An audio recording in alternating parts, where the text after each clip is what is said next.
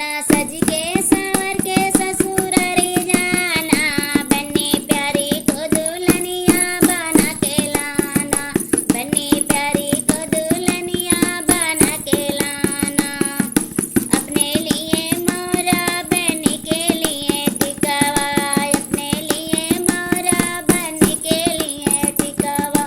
जोड़ा नाथियवा खरीद लेना, बन्नी प्यारी को दुल्हनिया बना के लाना।